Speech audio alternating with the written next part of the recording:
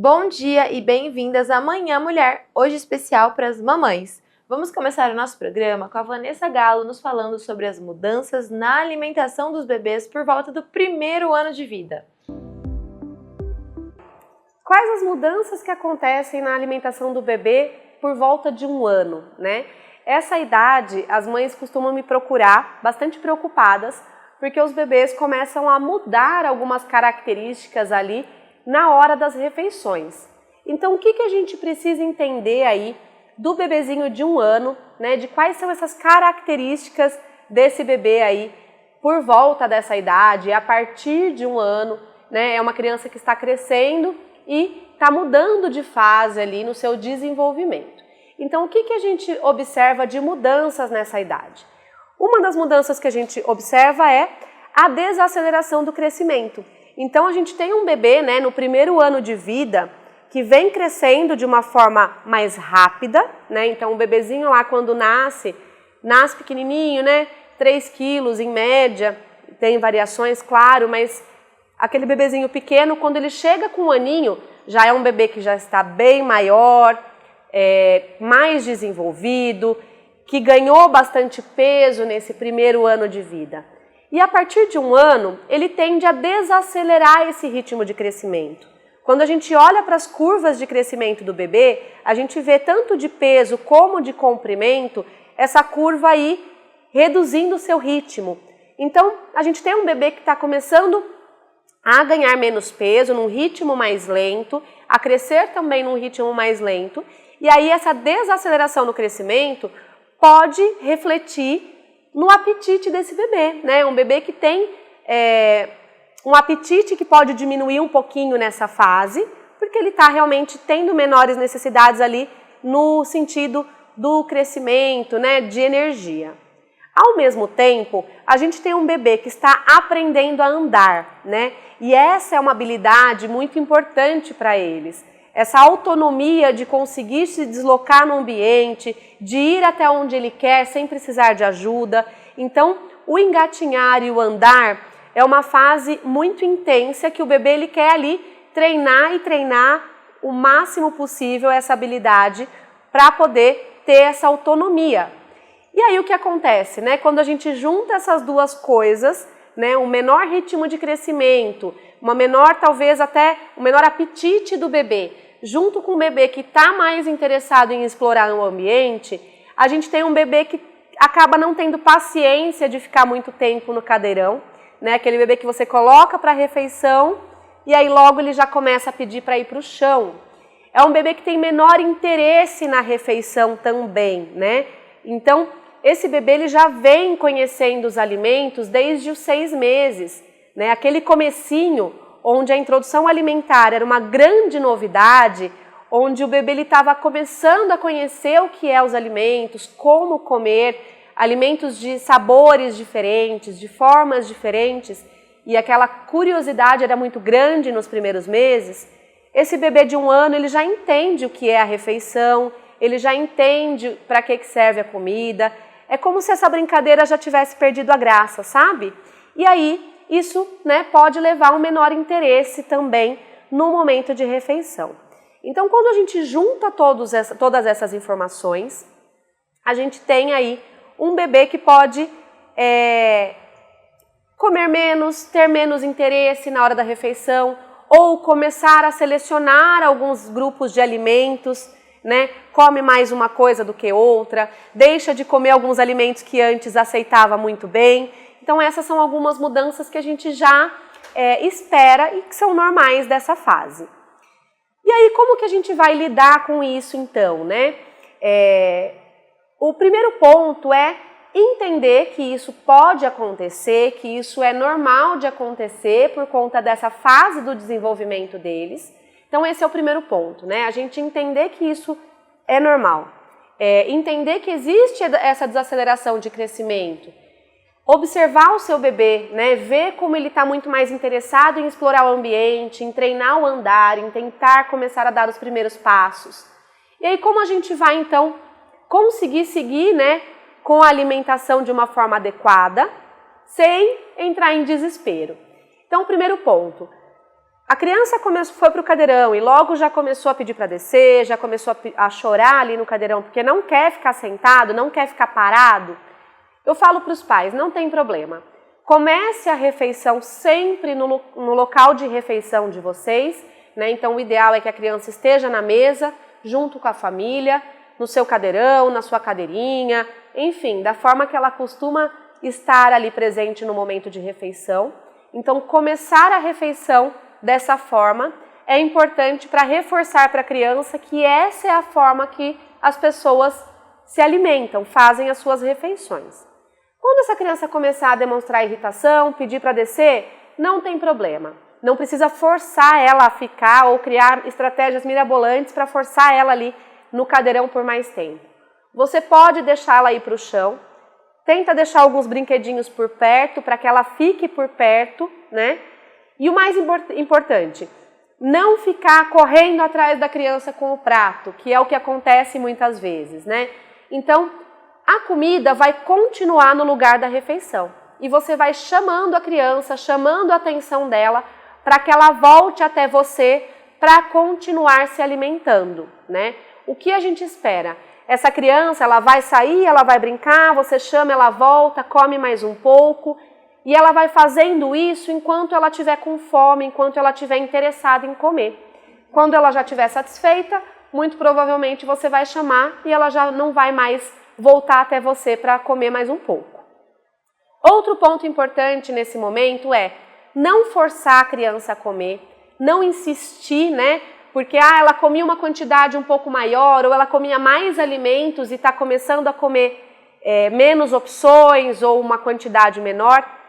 A gente às vezes tende a querer forçar a criança a comer e isso não é legal porque você acaba levando a criança a ficar ainda mais nervosa, mais irritada, mais estressada e acabar negando ainda mais as refeições. Então nunca forçar, nunca insistir, nunca ficar tentando distrair a criança para comer. E também uma outra estratégia que a gente tem que tomar muito cuidado nessa fase é não cair na armadilha de querer oferecer para a criança só aqueles alimentos que ela está aceitando.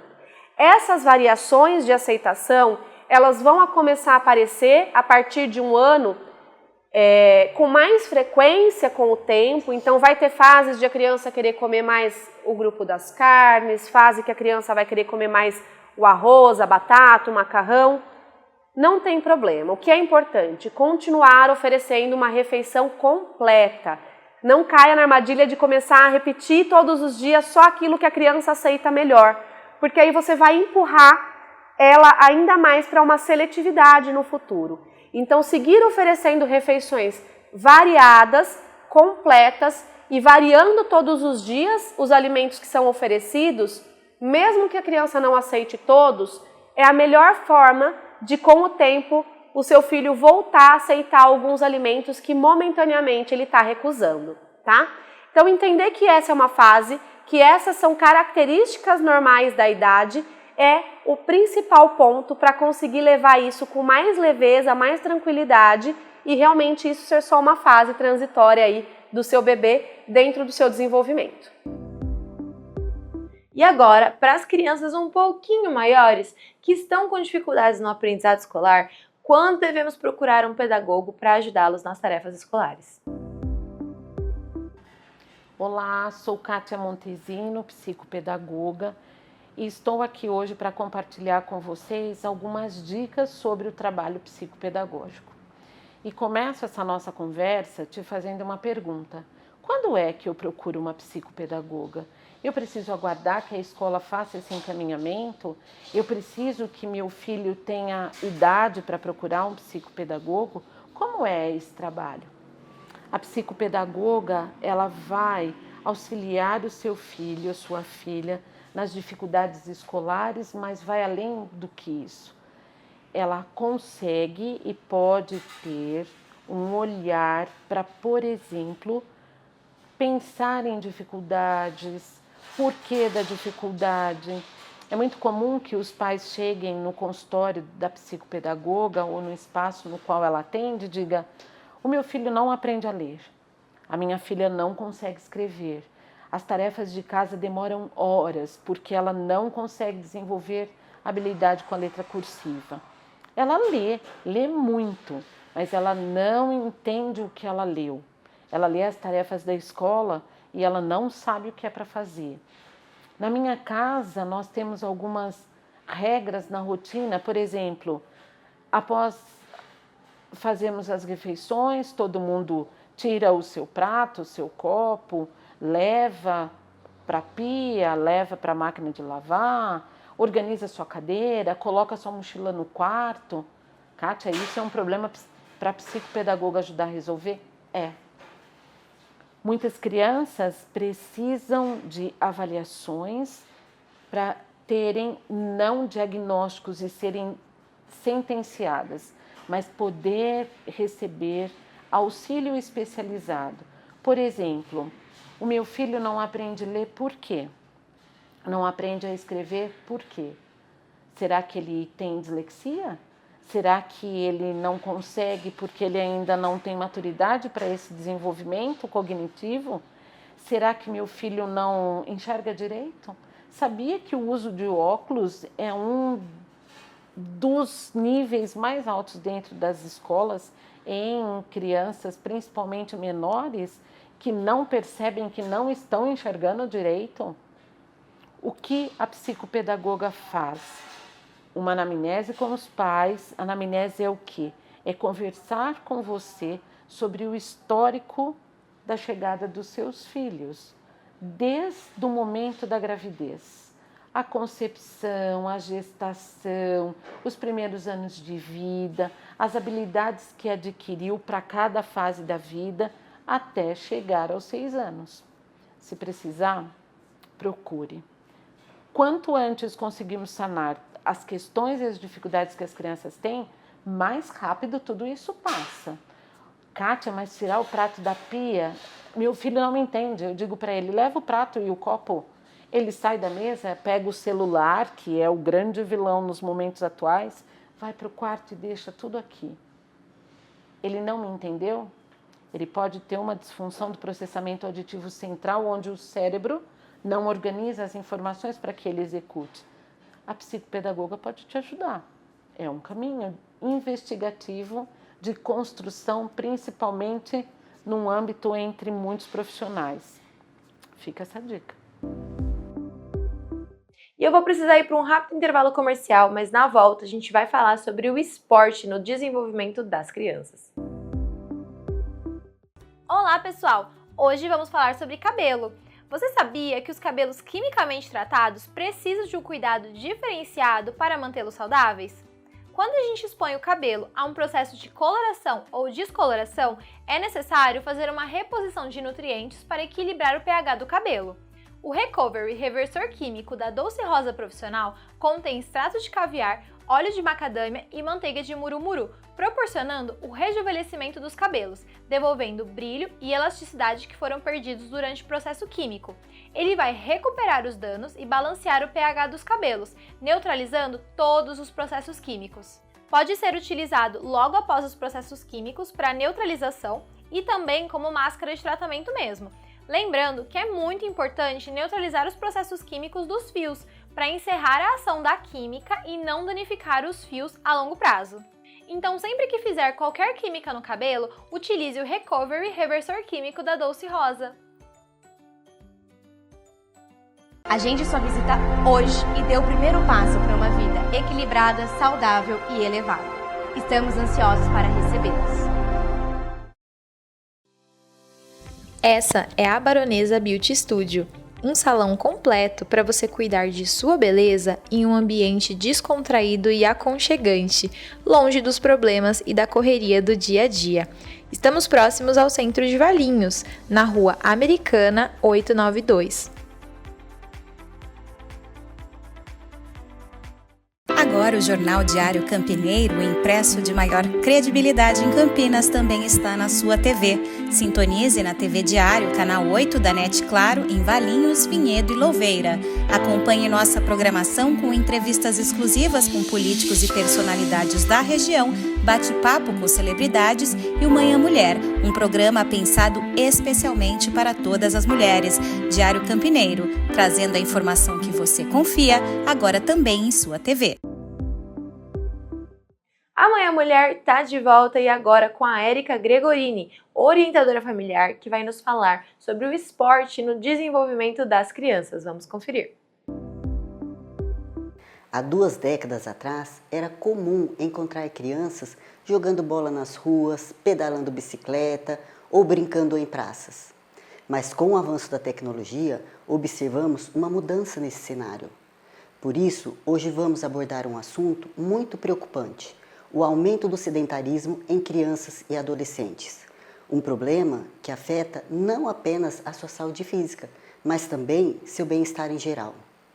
Dados da Organização Mundial de Saúde apontam que 78% das crianças e 84% dos adolescentes brasileiros não fazem o mínimo de atividade física recomendada por dia, que é de pelo menos 60 minutos. No Brasil, segundo o IBGE, 1 em cada 3 crianças entre 5 e 9 anos está acima do peso. No mundo todo, o sedentarismo em crianças e adolescentes está ligado à substituição das atividades físicas por experiências virtuais. Jogos, mídias sociais e streamings prendem a atenção das novas gerações, deixando-os logados por horas diante das telas. Esse padrão de comportamento gera uma série de consequências negativas, incluindo distúrbio do sono, queda no desempenho escolar, isolamento social, má alimentação, além de impactar a saúde física, emocional e mental. E hoje, para enriquecer a nossa discussão sobre as consequências do sedentarismo na infância e na adolescência, temos uma convidada especial. Seja muito bem-vinda, Fernanda Macari. Obrigada, Érica. Obrigada pelo convite. A Fernanda é uma profissional de educação física, professora de judô 3º Dan e responsável pela modalidade na cidade de Valinhos. Além disso, ela é a idealizadora do Sustentação, um programa de treinos online exclusivo para mulheres. Fernanda, quais são os principais impactos físicos que o sedentarismo pode causar durante a infância e a adolescência? Bom, a gente já sabe que isso pode trazer inúmeros malefícios para a saúde, né? Então, o tempo em frente às telas, seja na TV ou celulares e tablets, ele tem causado grandes dificuldades para as crianças e adolescentes, tanto mentalmente quanto fisicamente. Do ponto de vista físico, a postura é uma delas. Então, as crianças e adolescentes, eles ficam o tempo inteiro com a cabeça baixa, muito tempo sentados e também deitados. Então, eles preferem se comunicar via tela. E a vontade de fazer qualquer tipo de exercício físico é sempre quase nula. Então, começam a surgir os problemas de saúde, aqueles que a gente já conhece, né? Diabetes, os problemas cardíacos e também as dores musculares e articulares, comprometendo a integridade do sistema músculo-esquelético. Assim como nos adultos, crianças e adolescentes também sofrem com as consequências negativas do sedentarismo. E, Fernanda, quais são os benefícios que a prática regular da atividade física oferece na infância e na adolescência?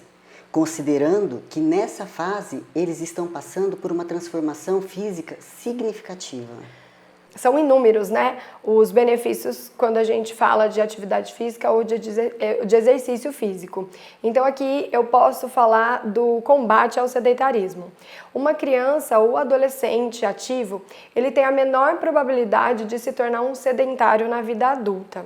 Além disso, melhora a coordenação e a capacidade motora.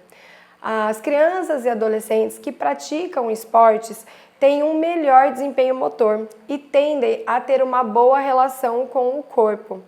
Além disso, o esporte ele ensina sobre regras, sobre ganhar e perder. Esses 3 pontos, eles são muito importantes, já que essas crianças e adolescentes, né, dessa geração, elas são muito imediatistas. As crianças têm muita dificuldade em esperar e é uma coisa muito difícil para elas, né? Então, cumprir regras parece difícil, precisa de muita disciplina. Falando em disciplina, ela é um dos maiores desafios na educação dos filhos. O judô, assim como outros esportes, possui muitas regras que promovem disciplina. Fernanda, explica pra gente como essas regras podem influenciar positivamente outras áreas na vida das crianças e adolescentes.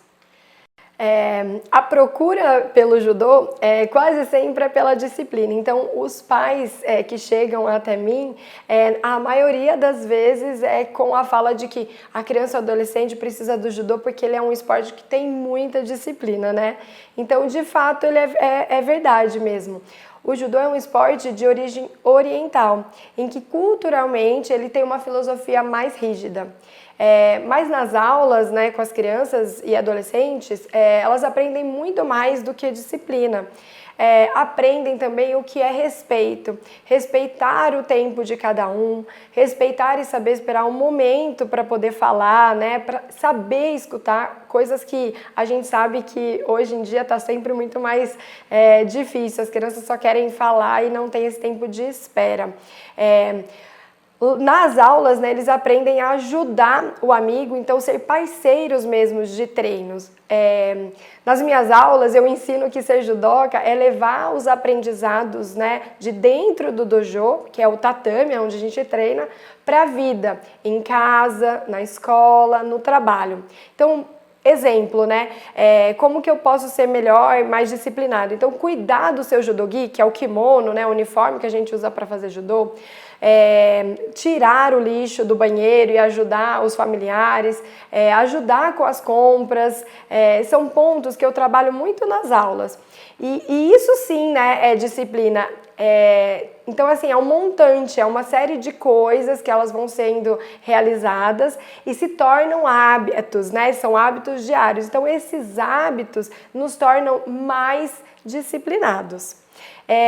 Eu vou colocar aqui 2 princípios, né, que foi criado por Jigoro Kano, que é o criador do judô, né? E a gente usa bastante nas aulas. Então, por exemplo, eles são usados nas aulas e os aprendizados eles são usados extra aula, né, fora do tatame. Então são eles: Seiryoku Zenyo e Jita Kyoei. O primeiro ele diz respeito a usar a nossa energia de modo mais eficiente, evitando os desperdícios ou esforços desnecessários. Então isso leva o segundo, que diz que os benefícios que possamos obter e as ações, né, que tomamos devem sempre ter em mente a sociedade como um todo e não só a nós mesmos. Por quê? Por isso cria, né, uma sociedade melhor, e que por fim acaba beneficiando a todos nós, a nós mesmos. Então, se uma criança, um adolescente pratica o judô, ele aprende que não deve gastar energia à toa, que a gente precisa estar fisicamente, mentalmente e espiritualmente bem para que a gente possa nos beneficiar e assim beneficiar o próximo, seja ele os amigos dos treinos, os professores, os pais, os familiares e mais posteriormente as pessoas com quem eles ainda vão trabalhar, né? Muito interessante esse assunto. É muito importante que os pais reconheçam que o judô e os esportes em geral não se limitam apenas a cuidar do físico dos nossos filhos. Eles também desenvolvem habilidades emocionais e sociais, promovendo resiliência, autoestima e trabalho em equipe, que são essenciais para uma vida equilibrada e bem-sucedida. E a atividade física ela pode ser prazerosa. É só permitir que o seu filho escolha uma que ele goste. Existem muitas opções, mas lembrem-se, a melhor forma de incentivar um filho é ser exemplo. Muito obrigada pela sua participação, Fernanda, e pelas suas informações valiosas. Eu que agradeço, Érica, por essa oportunidade de falar um pouco sobre a importância dos exercícios físicos, né, da atividade física, nessa fase que é tão importante para que crianças e adolescentes, eles cresçam seguros e mais saudáveis. Muito interessante esse assunto. É muito importante que os pais reconheçam que o judô e os esportes em geral não se limitam apenas a cuidar do físico dos nossos filhos. Eles também desenvolvem habilidades emocionais e sociais, promovendo resiliência, autoconfiança, autoestima e trabalho em equipe, que são essenciais para uma vida equilibrada e bem-sucedida. E a atividade física, ela pode ser prazerosa. É só permitir que o seu filho escolha uma que ele goste. Existem muitas opções. Mas lembrem-se, a melhor forma de incentivar um filho é ser exemplo. E amanhã Mulher chegou ao fim, mas não fica triste que amanhã a gente se encontra novamente para mais um programa com muitas dicas para nós mulheres. Um grande beijo para você e até a próxima Manhã Mulher.